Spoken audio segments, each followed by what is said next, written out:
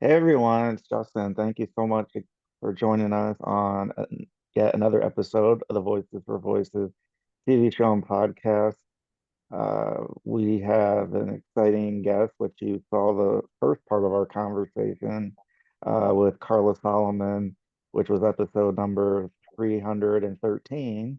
This episode is number 314. And we just want to thank everybody who has been with us from the beginning, or if this is your first time joining us, we obviously encourage you to at least look at episode 313 so you can catch all of our conversation with Karla. And we have a variety of guests. We cover a variety of topics, and it's all in the hope of helping people understand that they're not alone, that other people have gone through somewhat similar potentially in one way or another, and that it's okay to uh, be empowered as a person to get through things, no matter how hard they may seem, and to find, and we're going to talk about faith. So for us, faith is a huge part of how we're able to get through just all life's challenges, the ups and the downs, all the hurdles and roadblocks and everything that comes with it. Uh, so yeah, thank you for joining us, and again, thanks to Karla Solomon for coming back for another episode. Thank you so much. Thank you for having me again. You're welcome. Uh, Maybe we can pick things up on how and when faith and that walk kind of started with you, and then we'll work our way obviously up the current state and the advocacy work and all the great things that people can find out and hopefully help you out. So, something I didn't share in the first episode is how I was actually recovered by my trafficker Mm, as an adult. I was in a hotel in Texas and I was fumbling through all my stuff. Now, at this point, I had broken ribs all the way on the left side of my body because my mm, trafficker physically abused me a lot. I actually got my ribs broken one day because I shut a door without his permission. So he punched me as hard as he could in in my chest in in Texas, and he refused me any kind of medical treatment. So something that I used to do during this time was sit in a hot scalding bathtub to try and soothe my body. And he had already taken everything from me, including my wedding ring at this point. And even before this, I had escaped and I ran. And during the time of me trying to get away, I had actually reached out to my husband and told him everything that was going on, where I was at, who I was with, everything. And my husband, as I was getting these messages from him, my trafficker or my pimp was actually sending me messages telling me that if I didn't come back, that he was going to take my daughter, who was 5 years old at the time, and he was going to do the same thing to her. mm, So I went back and my quota went from $1,500 a day to $2,500 a day. And he would intentionally put things on the back page ad that I was not okay with. And I was not allowed to refuse any of those services. So I was sitting in this bathtub, and like I said, he had taken everything of value from me, including my wedding ring, all my jewelry, everything that was anything of value. And somehow I found this cross that I never take off. I'd actually bought it for my husband as an anniversary present years previous to this. And I found this in my stuff somehow. I don't know how it got there. Cannot explain it. There is no explanation for it, but it was there. And I was sitting in the bathtub, fumbling through all my stuff and kind of taking inventory of what I had that was mine. And I found the cross, and I remembered this night that I had actually, my daughter had a nightmare. And I put daddy's cross around her neck and I told her, baby, when God is with you, no evil can come against you. And she slept soundly the rest of the night. And when I found that cross, I remembered that moment and I shed a quiet tear because I didn't want to hear him to hear me from in the hotel room. And I basically looked up at the ceiling and I told God, I was like, I can't take this anymore. And a couple of days later, I was recovered by DPS. They basically raided the hotel. They found me, and it took an officer getting in front of my face, asking me, "Are you Karla Solomon?" For me to realize that I wasn't the name that my trafficker called me, which was Alexia, because that was what was on those ads, Alexia, the Australian princess, and I'm obviously not Australian. But that's what it took for me to kind of snap out of that autopilot mindset. And obviously, the law enforcement knew something else was going on. I kept complaining about how bad my ribs hurt. So they took me to the hospital. And I was eventually reconnected with reunited with my family, with my husband and my kids. And that was kind of where my faith journey started. But to be honest with you, the healing journey afterwards was harder than what I survived. I had trauma bond, which many people know as Stockholm syndrome. And there was a lot of disturbing, things that go along with that. Probably too long to really talk about it on here, but um, I actually got to a place where I felt like after hiding in my house for 7 months, um, I got to a place where I felt like my only way out was suicide. So I tell a lot of people October 4th of 2018 or 2017, I'm sorry, was whenever I kind of threw in the towel and God threw it in my face and said, "No, you've got some work to do." And during this attempt of suicide, I had taken a bottle of pills and I was literally looking at the phone, waiting to see how long it was going to take for me to just fall asleep and not wake up.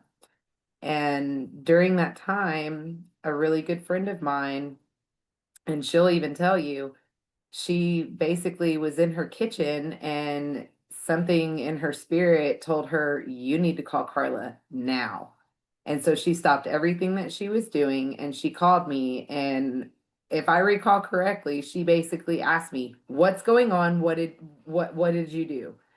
And I broke down and I told her everything. Up until that point, she didn't know exactly what I had been through. She knew I was very traumatized. She knew I wouldn't leave my house. She would always come in and see me. She even helped my kids one year with school clothes and shoes and things because I wouldn't work and it was just my husband working. So a lot of people, whenever you are on the phone with someone and someone just tells you, like, I just swallowed a whole bunch of pills, I don't want to live anymore, they would call 911 and they would, have your stomach pumped and rush to the hospital, all the things. But that wasn't her response. Her response was her going into prayer over me and my life, and not just those little quiet closet prayers that many make. She went to war for me. And I don't want to cry. I've shared this so many times, but this is always the part that makes me emotional. No worries. It's She she went to war for me, and I found myself on my bedroom floor crying puddles into the carpet, and I rededicated my life to God that day. And I left the house for the very first time the next day, and I was asked to share at a local university here where I live because they were having a human trafficking awareness event. And that was the first time that I had actually shared my story. I probably trauma dumped on the entire audience and it was very emotional, but I got through it. And through that, it really kind of showed me that not only do I have a voice, but a voice that people will listen, a voice that people will support me and help me get through, what I've been through. So that was kind of my meeting Jesus moment. And together we had started a ministry. We were the first nonprofit in the state of Texas that was recognized by the Department of Justice to be a state approved program for survivors, specifically those who have criminal charges and need treatment rather than punishment. So we started that. It's still going because of the recent flooding here in Kerrville. It's been tough because one of our homes was completely damaged. I don't work with them full time anymore. I had to leave last year because of a lot of health problems. I literally piled my plate so full that I didn't have time for God anymore. And I had to step back from literally everything that I was doing for me to get back to a place that I was okay emotionally, spiritually, mentally, emotionally, and even physically. Because it's hard for a survivor to step into a space where they're then advocating for others. So today I'm the founder of my website, which I call NLC, which stands for No Longer Captive. I help women, specifically those that are in crisis or emergency situations who are trying to leave their trafficking situation. So a lot of all the funds that are donated to my website go directly to survivors to help them sustain themselves so that they don't have to entertain the thought that going back to that trafficker, to that lifestyle is their only option of survival. Um, I am still a consultant and work with Mercy Gate Ministries, which is an amazing program for women 18 and older.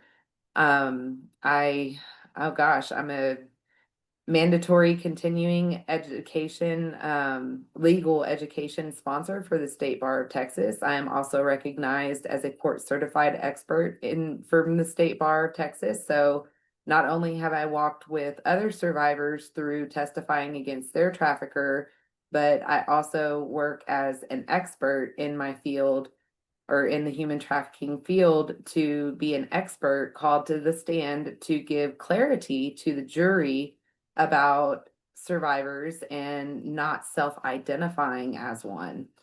My first case was in Waco that I did that for, and the guy got 249 years sentenced to him for what he did, and there was 4 victims in that case, and none of them identified as a victim because not many people understand and know exactly what trafficking is. It does not look like the movie Taken. It does not look like the movie Sound of Freedom, although that was actually based off of a single sexual assault event, but turned into a trafficking movie. Um, but it doesn't always look like that. A lot of times it's way more complex. I'm a council member for the Human Trafficking Survivor Leader Council for the state of Texas for the governor's office. So we help a lot with like legislation and things that are being passed in Texas. A lot of the legislation that is about human trafficking, we have had a hand in because I've been a founding member of that council since 2019. So we've been through 3 legislative sessions that have passed laws that have to do with trafficking, and still doing a lot of work in that area.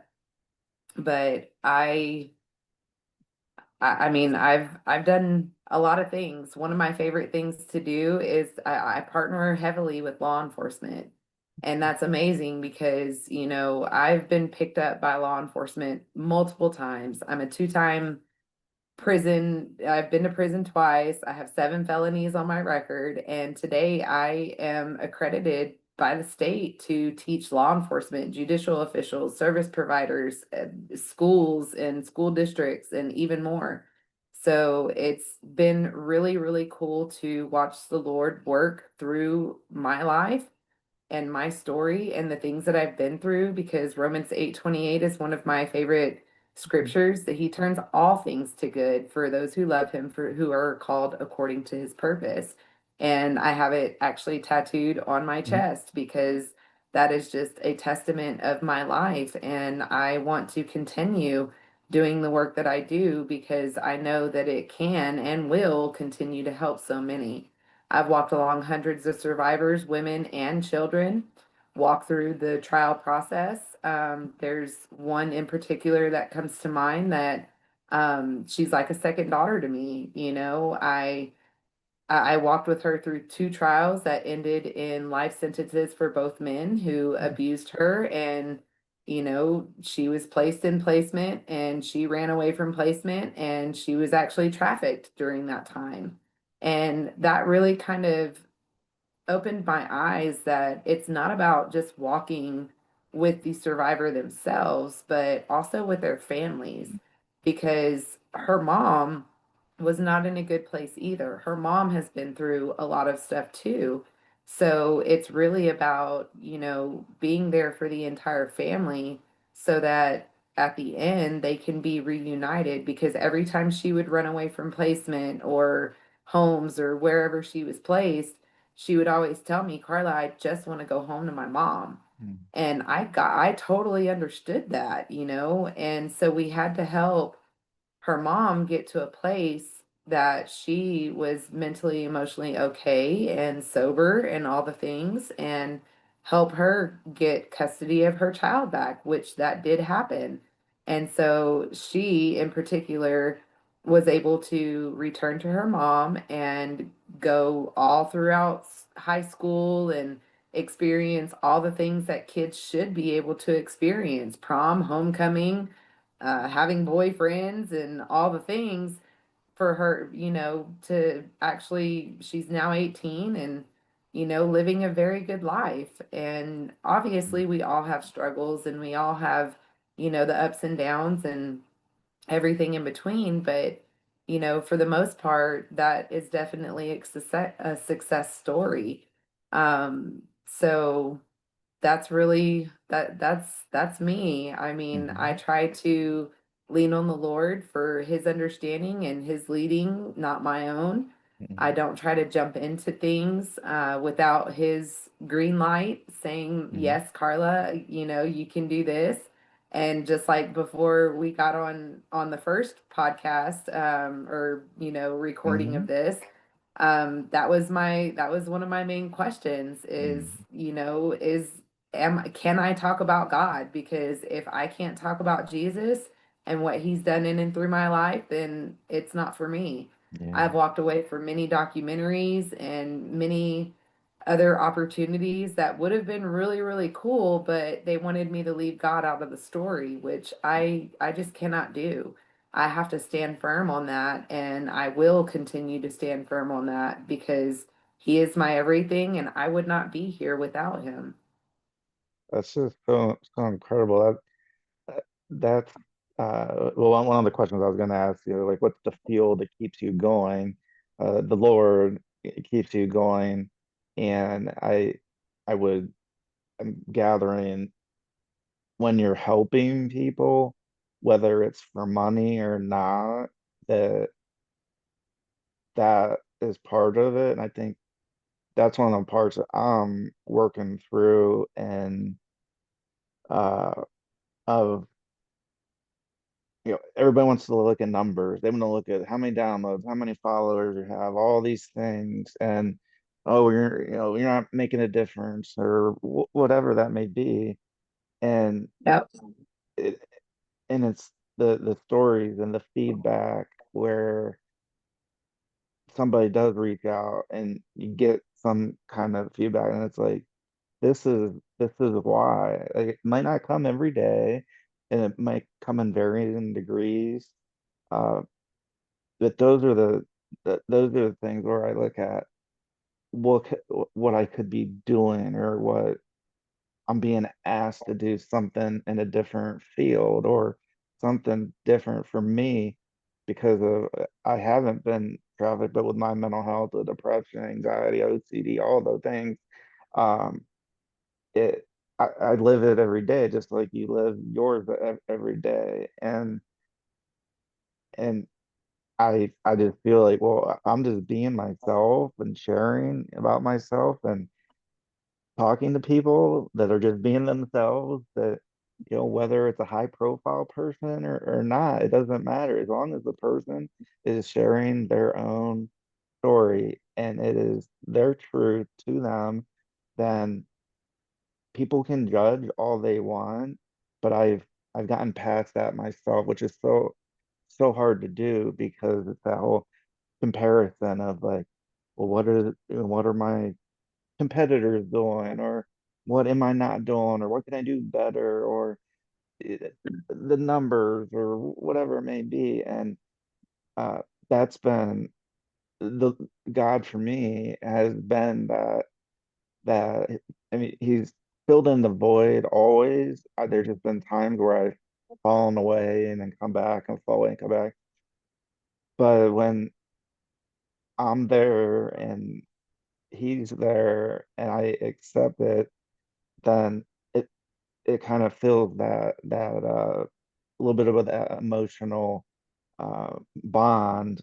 And then uh, just talking and hearing you speak and get into the goosebumps as you're talking about all the things that I don't want to say you rattled off, but you're quite an extensive list of the things that you do. And if somebody would ask you 10, 15, 20 years, Karla, is it what you think, like, where do you see yourself? And it's like, oh yeah, I see myself doing this, and this. And that's where kind of like where I'm at. Like, if it was 20 years ago for me, I would have said I would never come to grips with my mental health. I would maybe get to that point of, is life for me, and that. Um, but with you in October of 2017 and me in November of 2017, kind of hitting that rock bottom, and then just starting that trajectory of, all right, it's it's still a journey, even today. There's still good days and there's still really crappy days. And the Yeah. only person that knows that is you and I, and the individuals of, how we're feeling. It's not always a cut or a sprained ankle. You can see that there's there's just a lot with our minds, and a lot of things that people say, and then that we go check it out, and then and then we go, oh man, how did I get myself in this situation? And for you to be here as not even just a survivor, just like an advocate, just a human being that, like you said, I testify at trials, I'm accredited, I work with law enforcement, I have a record, and yet they still want to work with me because of the work I do and because of how passionate and how you've really taken, uh, not that you haven't taken control of your life, but you're really taking that control of saying, here's where I'm going, and if it's in this lane or lane, then I'm good with it. And like you said, if you can't talk about God and your walk, then that's not in your lane. So it's an easy thing for you to say, okay, well, thanks, but no thanks. And I think that's important, that people can feel comfortable talking about their faith. If that's something that's important to them, they should by all means say it. Don't worry about, people are going to judge no matter what, no matter how popular a celebrity or anybody is. There's still always going to be people they don't like them. They might not like their music. They might not like their work or what have you. So for us, it's like it's gotta. I say that if we look ourselves in the mirror and say, like, am I doing what I feel that God is having me do? It may be a little bit, I would say, it's alternative, or, you know, not the 9 to 5 as is pictured in many jobs and careers, and nothing against that. Uh, and I think that's sometimes it's hard for people to, if they're not in that mindset, it's hard for somebody to have that kind of entrepreneurial, like, hey, I can adapt, I could do this, and if I get a call or get an email, I'm gonna at least check it out. I'm not gonna just turn away of, a potential opportunity. Uh, and those are things that I'm going through, and I'm sure there's other people watching, listening as well. And it is just powerful to have your voice and your emotions with how you're sharing your voice, and that just makes you even more human because we're not robots. We're humans. We have emotions. We can try to block them and that, but there's times where we have emotions, and sometimes it makes us cry, sometimes it makes us laugh, sometimes it makes us just uh very strong and feeling and what we're doing, that like I'm doing what I was called to do. And so to somebody,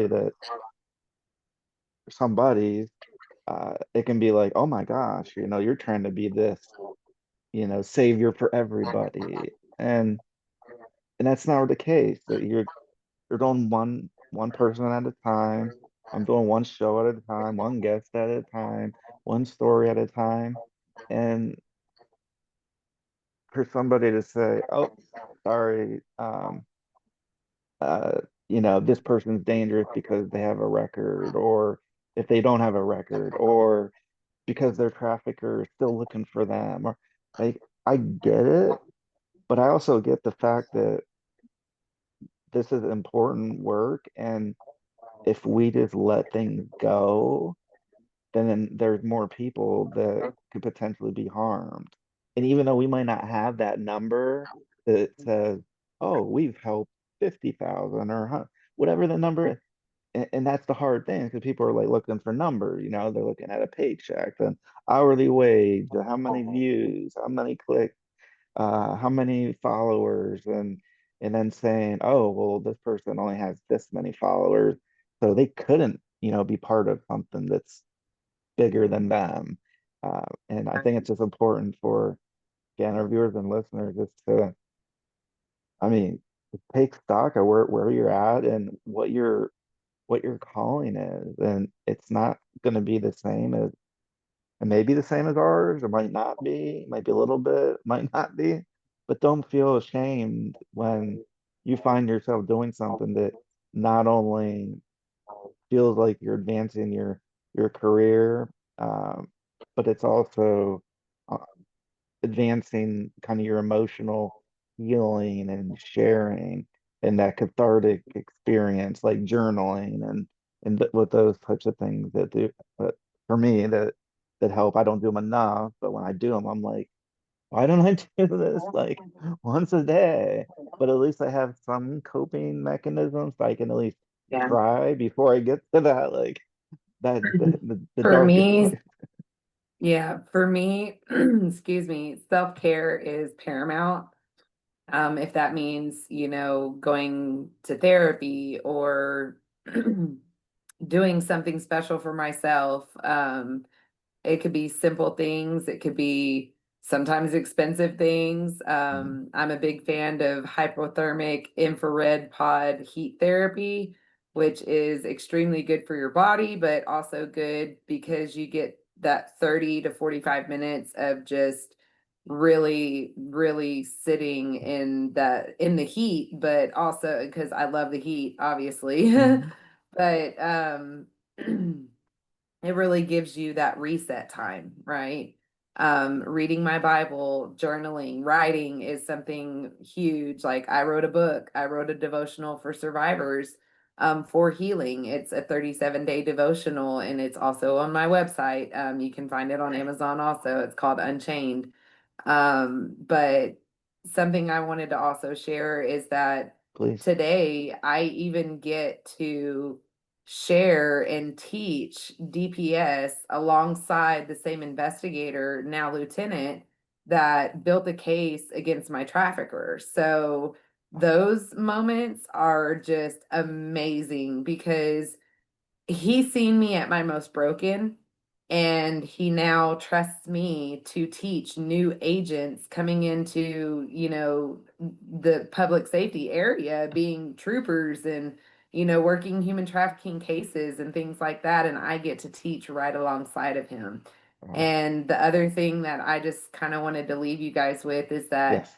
I am extremely proud of the woman that I have become today, because I am now a woman that would have protected me as a child. Oh my gosh. That is such a fitting way to close out. And oh my gosh, so so powerful. When kind of reached out and we were talking about times and dates and trying to get everything lined up. I I was I was just floored like when we were able to settle on one and then now it's happening. It's um because you're also a positive spirit too, that it's not just, well, here's my story and here's the things I've done, but you're you just have that positive spirit of, hey, I want to help people. Like, as basic as whatever that sounds, I want to help people. And I'm kind of in the same boat of it, in a little different area, but still connects to the human trafficking. I just want to help people if it's through a situation like that, if it's if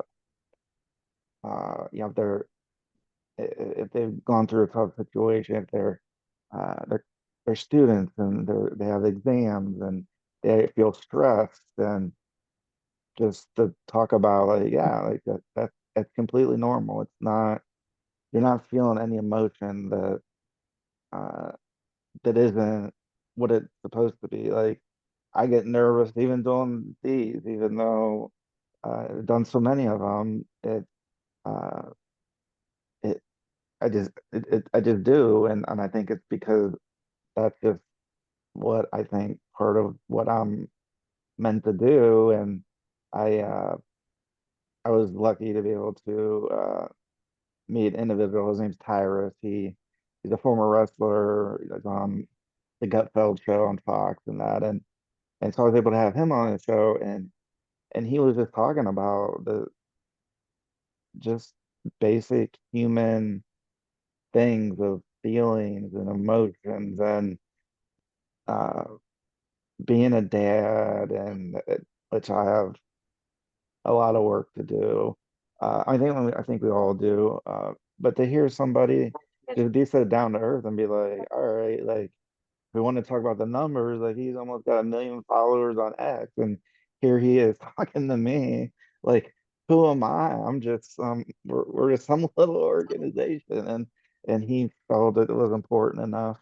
And it's so cool because he does comedy, and he's coming near our area, and they uh they sent 2 complimentary free tickets and backstage passes, and like they're just like, yeah, like, thanks for having him on your show. And uh it was just like something. And you look at, what those would cost. And I'm just like, I literally just want to shake his hand and say, hey, thanks for, what you're doing, that you're helping us as an organization. Yes, I mean, he'll sometimes repost or follow, I mean, follows, but repost or share some things. I'm like, for him to have the time to do things, uh, then it doesn't matter like at what level we think somebody's so well to do, like, well, they don't have time to help people or to talk to the little person. And that just showed me like a lot of humbleness of swallowing my pride, and one thing at a time. And and if we feel like this is what we're being called to do, then then I think that's what we're called to do, and that we should follow in that path. Can you just recite that last line again as we end? Because I love the last tagline. Oh, that I have now become a woman that would have protected me as a child. Amen. Thank you so much, Karla Solomon, for joining us on 2 episodes of our show. You're an Definitely. inspiration. You are just a credible person, and thank you for your transparency of walking back through life and those traumatic times, and to get to where you're at of just being a down to earth person, but you're helping so many people, and I just love being able to have people and that talk about that are just genuinely want to help, that it's not all about the money or other things, that like yeah, that that's important, and uh gotta find a way for that, but also what's in our heart and stuff. They say people can die from a broken heart, uh and Definitely. so it's just so important to follow your dreams, follow what interests you, and uh, don't let other people tell you you can't do it. Uh, and just be yourself, as simple as that is. The Karla Solomon, awesome episode 313, part one. Please check it out. Please visit karlasolomon.com with a K to learn more about Karla, her devotional, her book, uh, everything that's going on TikTok, on social media. Just a very uh, upbeat person that talks about some very tough topics, and the world could use a lot more people like yourself. So thank you so much. Thank you for having me. Thanks. You're welcome, and thank you, our viewers, our listeners. Again, please check out episode 313, part one of our conversation with Karla Solomon. And we just hope that you celebrate the voice in you, and please be a voice for you or somebody in need. Bye bye. We'll see you later next time.